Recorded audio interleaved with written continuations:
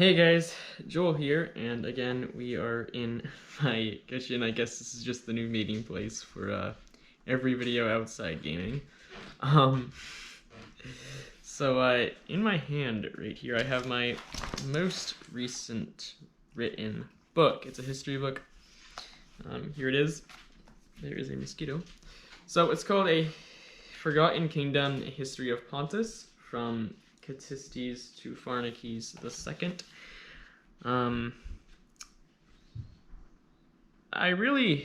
There is already a book out there about the Pontic kings, but I kind of just wanted to write one myself because it's a fun topic for me, and I've kind of, wanted my own book on that topic for a while.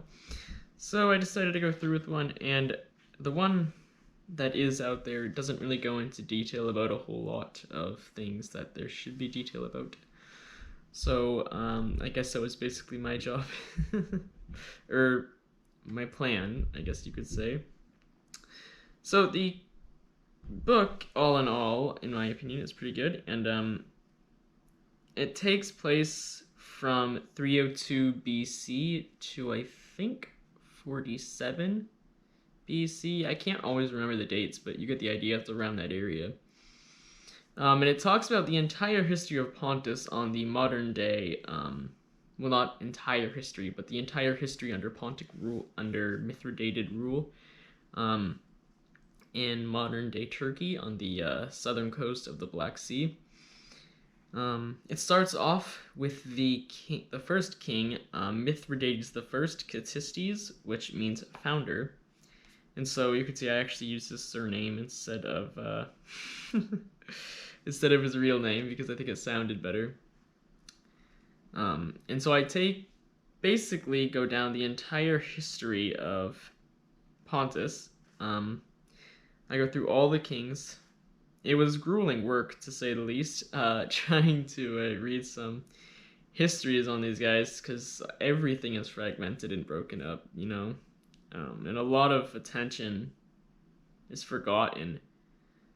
Well, not, what the heck, that doesn't make sense. There isn't a lot of attention on the first few earlier kings. In fact, there's not attention on the first, is it 6 or 7? 7 kings. There's really only attention on the 8th, Mithridates the Great. And then there's very little attention on the 9th, which is Pharnaces. And then the entire region almost gets forgotten after that. So it's a pretty interesting book. I go through as much as I possibly can.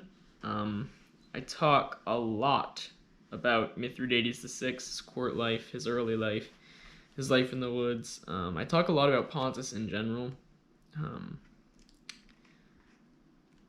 Like how the entire place was basically filled with poison. Or poison-related things.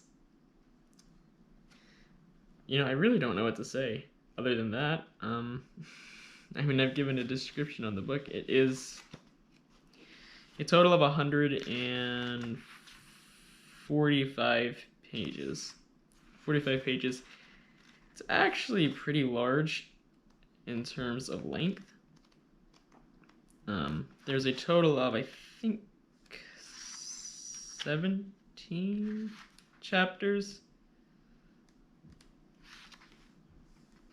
Or is it 18? No, it's way more than 17. Hold on. 18. I think it might be 20.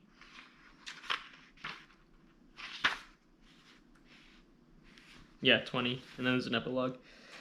So, introduction, epilogue, and 20 chapters.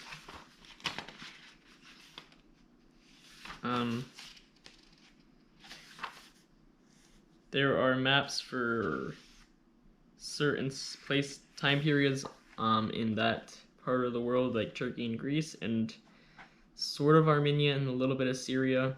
I talk a little bit about the political situation in the Middle East during that time, Rome's situation and how dire it became. Which it was dire, very dire. But the main whole reason for the point of the book is to focus from a Pontic point of view and almost describe everything as if you were reading it from Pontus's view instead of Rome's, which I absolutely hate reading history from Rome's side because I think it's biased and ridiculous. I use actual realistic numbers during the battle instead of Roman ones, claiming 120,000 soldiers at certain battles when it was really about half that number.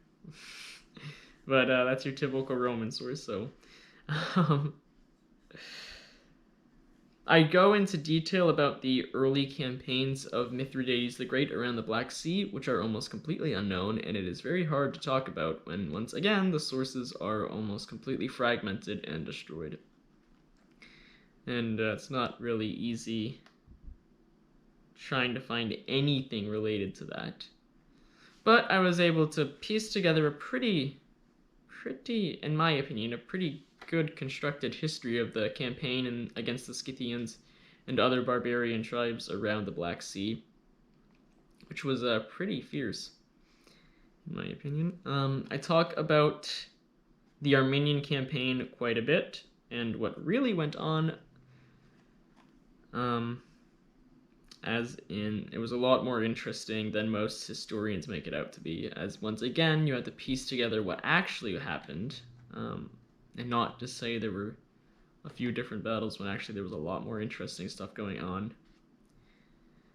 And then I talk about the Caucasian mountain crossing in modern Georgia, Russia, and Azerbaijan, where Mithridates went through a tough time, to say the least, going through the Caucasian mountains and then going around the Sea of Azov and then into the Crimea, which it would have been hairy, to say the least. And it's pretty much it. But again, with the earlier kings, I said seven earlier kings, it's hard to piece together that stuff, but honestly, they were pretty reliable kings. They were really, really magnificent, actually, some of them, especially Mithridates the First.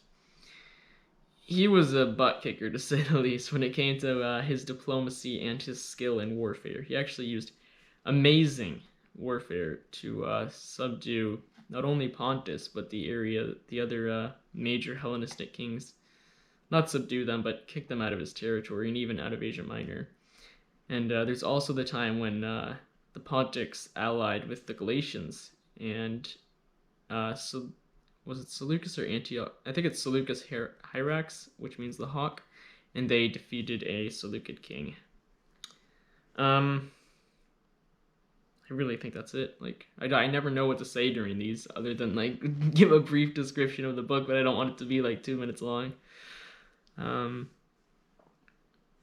Yeah, I think that's really it. I do give a pretty good geography of the area in terms of the other kingdoms. I do talk about a little bit of Rome's expansion against the Macedonians, the Greeks, and then later the Seleucids. I think, though, it's pretty much it.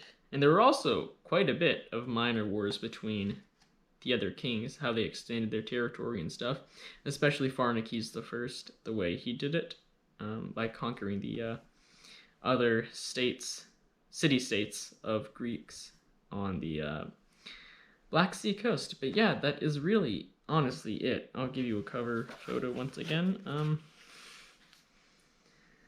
That's about it, though. I'll leave a link in the description if you want to check it out.